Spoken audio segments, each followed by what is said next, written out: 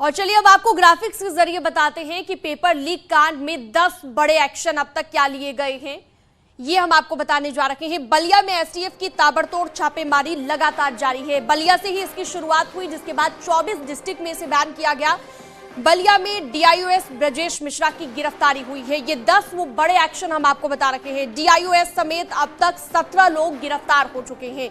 लगातार कार्रवाई की जा रही है। डीआईओएस ब्रजेश मिश्रा को सस्पेंड भी किया गया है। तो ये वो बड़े एक्शन जो अब तक लिए गए हैं। इस मामले में डीआईओएस ब्रजेश मिश्रा को आजमगढ़ जेल भी भेज दिया गया है।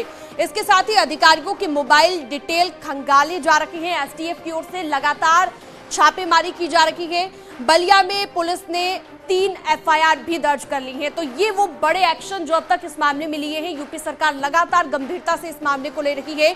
डीआईओएस ब्रजेश मिश्रा पर दर्ज मामले में अभी धाराएं भी बढ़ेंगी, आपराधिक धाराएं भी लगाई जाएंगी, आपराधिक साजिश की धारा भी लगाई जाएगी। और एनएसए की बात भी यहाँ पर निकलकर सामने आ रही थी कि वो भी जो है इन लोगों पर लगेगी। 24 जिलों के डीएम से भी रिपोर्ट मांगी गई है, क्योंकि 24 वो डिस्ट्रिक्ट रहे जिनमें बैन किया गया, जिनमें जो है पेपर ये रद्द किया गया और उसके बाद अब दोबारा वहां पेपर होगा। 24 जिलों के डीएम से रिपोर्ट भी मांगी गई है।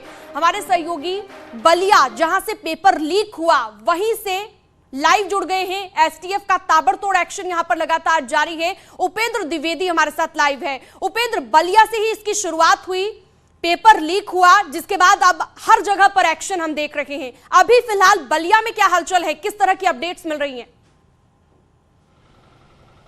देखिए, सबसे पहली अब इस वक्त की अपडेट बता दूं कि मैं इस वक्त रसड़ा कोतवाली के पास हूं, जहां से कुछ देर पहले अभी यहां पर एसटीएफ ने कुछ लोगों को उठाया है। इस मामले में बताया जा रहा है वो भी स्कूल प्रबंधक थे या उनका भी सेंटर चयन में एक भूमिका थी। तो यानी कि जो 120 भी डीआईओएस ब्रजेश मिश्रा पर धारा 120 भी बढ़ाई जाएगी, ये मैं खबर बता रहा हूँ। और न केवल डीआईओएस पर 120 बढ़ेगी, बल्कि उस 120 भी यानी आपराधिक षड्यंत्र की उस धारा में तमाम लोग शामिल किए जाएंगे।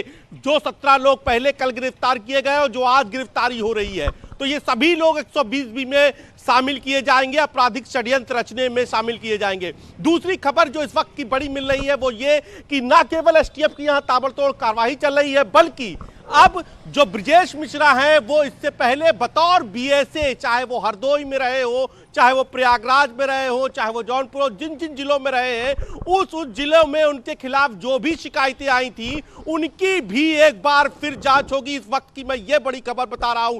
सरकार इस पूरे मामले में बेहद संजीदा है और खुद मुख्यमंत्री योगी आदित्यनाथ ने इस मामले को गंभीरता से लेते हुए सख्त कार्रवाई के आदेश दिए हैं। जिसके बाद जो भी ट्रांसफर पोस्टिंग को लेकर, क्योंकि ब्रजेश मिश्रा के बारे में बताया जाता है कि वो जिस भी जिले में बीएसए के पद पर तैनात रहे वहां पर ट्रांसफर पोस्टिंग की भी बड़ी शिकायतें मिली है। ट्रांसफर पोस्टिंग में भी बड़े खेल का जो है अंदेशा जताया जा रहा है। तो यानी कि अब उनका रिकॉर्ड जो है पहले से ही संतोषजनक, क्लियर नहीं था ब्रजेश मिश्रा का, और अब ये बातें निकलकर सामने आई। आपका बहुत शुक्रिया उपेंद्र इस तमाम जानकारी के लिए।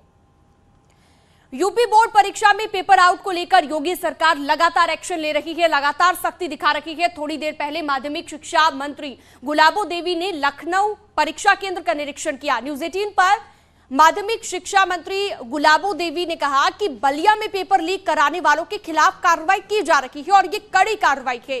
बलिया में पेपर लीक मामले की एसटीएफ से जांच करवाई जा रही है।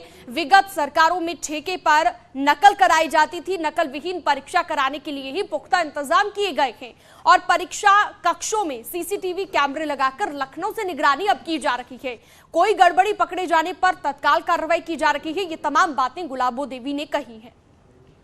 यूपी बोर्ड परीक्षाओं का निरीक्षण करने खुद इस वक्त हमारे साथ माध्यमिक शिक्षा मंत्री गुलाबो देवी जी मौजूद हैं। मैडम, आपने अभी निरीक्षण किया है, क्या रहा? नहीं, हमारा कार्य संतोषजनक चल रहा है। अभी आपके सामने हमने निरीक्षण किया, सब बच्चे पेपर दे रहे हैं और सारी व्यवस्थाएं बहुत ही अच्छी हैं। मैम, जो बलिया में पेपर लीक हुआ, अब तक उस मामले में क्या कार्रवाई हुई और क्या रहा?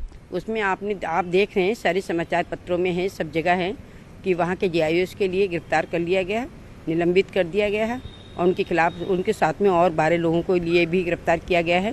कार्रवाई चल रही है और एसटीएफ की जांच जो है बिठाल दी गई है। मैम, इस तरह की घटना दोबारा ना हो, क्योंकि बोर्ड परीक्षा में नकल के कई मामले पहले भी आते रहे हैं और इस बार पहली बार इस तरह का केस हुआ, तो इसको लेकर क्या कदम उठाए जा रहे हैं? मैं आपको आपके संज्ञान में डालना चाह रही हूँ कि विगत सरकारों में नकल ठेके पर होती थी। हमारी इतनी दुरुस्त व्यवस्था है कि किसी ने कल्पना भी नहीं की होगी कि हर कमरे में सीसी कैमरे होंगे, और उसके माध्यम से हमारे यहाँ पर लखनऊ में जो मुख्य केंद्र बना हुआ है उसमें पूरे प्रदेश की स्थिति का अवलोकन किया जाता है। हर जिले में जो है वो हमारा मुख्य केंद्र है, उसमें भी पूरे जिले में जितने भी विद्यालय हमारे पेपर दे रहे हैं सबका अवलोकन किया जाता है। प्रत्येक कमरे में सीसी कैमरा है। तो जहाँ इतनी चुस्त दुरुस्त व्यवस्था है वहाँ जो कोई भी थोड़ी सी भी कमी होती है वो पकड़ में आती है और फिर उसके प्रति कार्रवाई की जाती है। जैसा कि आपने सुना, ये थी माध्यमिक शिक्षा मंत्री गुलाबो देवी, जिनका साफ कहना है कि उत्तर प्रदेश में बेहद चुस्त दुरुस्त व्यवस्था के अंतर्गत बोर्ड परीक्षाओं का संचालन कराया जा रहा है और उन्होंने खुद नेशनल इंटर कॉलेज में पहुंचकर इन परीक्षाओं का निरीक्षण किया है और आगे भी अगर कोई इस तरह की हरकत करेगा, पेपर लीक आउट करेगा या इस तरह की गतिविधियों में संलिप्त रहेगा तो निश्चित तौर पर उसके खिलाफ कड़ी से कड़ी कार्रवाई की जाएगी। कैमरामैन मनोज शाही के साथ राजीव प्रताप सिंह, न्यूज़ 18 लखनऊ।